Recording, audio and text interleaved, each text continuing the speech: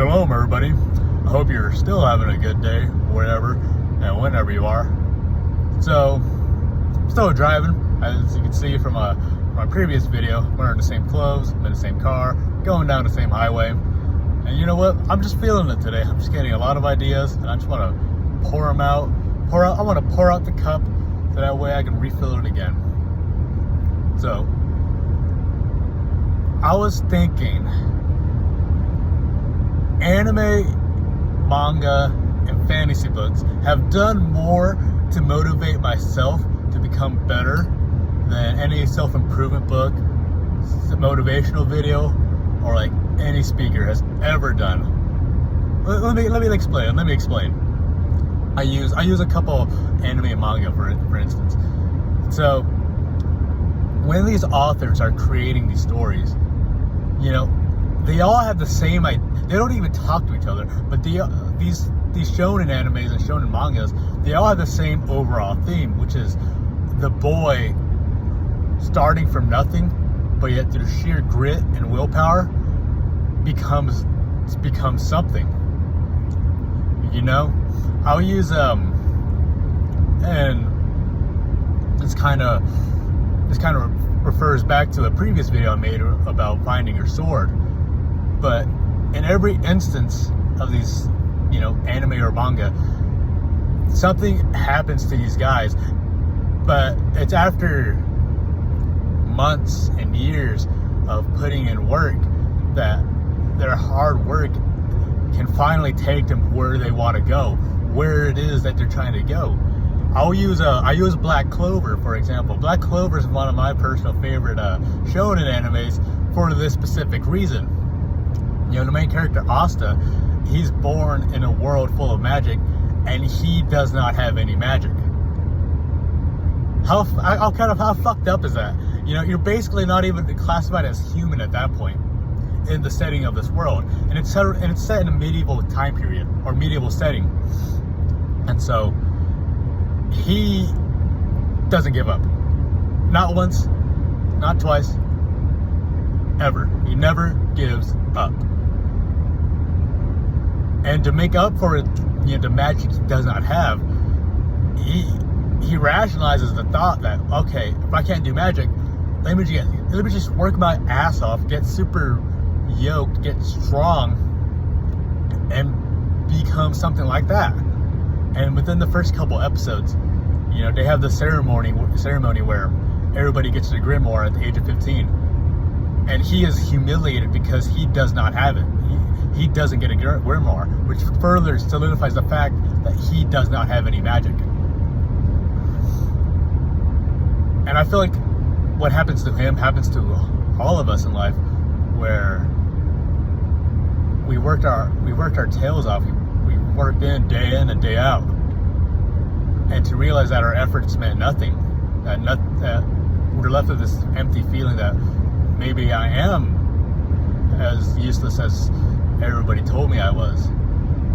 But it isn't until later on in the episode where his brother, so to speak, who is a talented mage who has all the magic that you can think of, he gets a 4-leaf Clover grimoire, which is a rare of the rare. It's a rarity between everybody.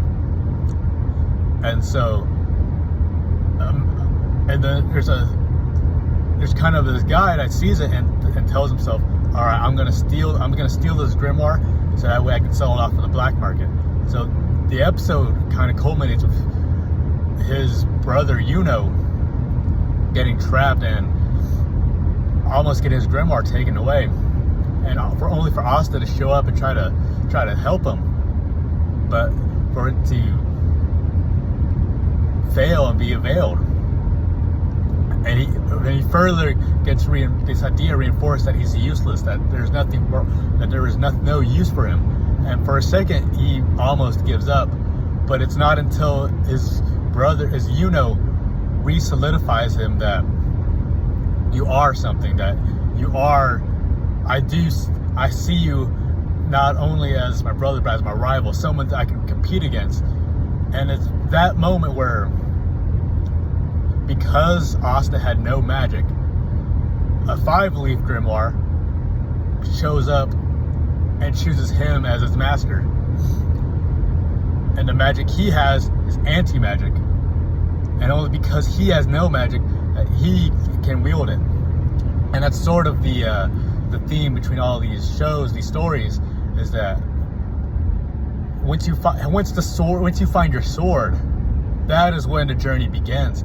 All those years of hard work, you now have this journey in front of you. But that's only the start of it. Now you must work even harder. You must now put in twice the effort in order to keep up, in order to beat those who are more gifted than you, more smarter than you, and quite honestly, like, just were more blessed than you. But that does not mean that you are nothing. That you as well can't show the world that you can be what God has brought you here to be. And what that is, and that's the sort of some of the themes in the Bible, where your appointment doesn't always come after your anointment. You know, like David was anointed as king, but it wasn't until years later that he finally became king.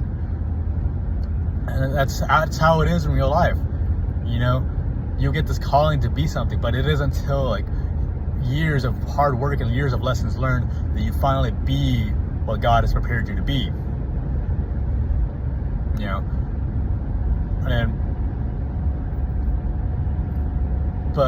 and that's why these stories are so motivating, because for a lot of guys, like this idea is true. Like the theme of becoming from nothing and becoming something. These artists didn't just get it from thin air. Like there has to be some tangible, real life, I say, energy or this motif that they're able to draw from to feel inspired to create these characters and the story that they're in. And that's why I feel that, you know, these stories of just the hero's journey of just a young boy becoming a reliable man is more motivational than, you know, watching hours of David Goggins or Jocko Willink or Andrew Huberman or reading these self-improvement books. Because sure, they're nice, but at the end of the day, it's knowing that it's seeing these examples in these stories. That's what lights the fire in you. That's what gets you up out of bed and changes your identity to be something, whatever that something is for you. I think I'm going to leave it off of there for today. Maybe in the future I'll circle back and further elaborate on this idea, this motif of the male journey of struggle, strife, but most importantly of fulfillment. And I think that's what a lot of us need nowadays, just this feeling of fulfillment, that our days aren't meaningless and that we are striving closer to what God has led us to be. I'll leave it off to there today, guys.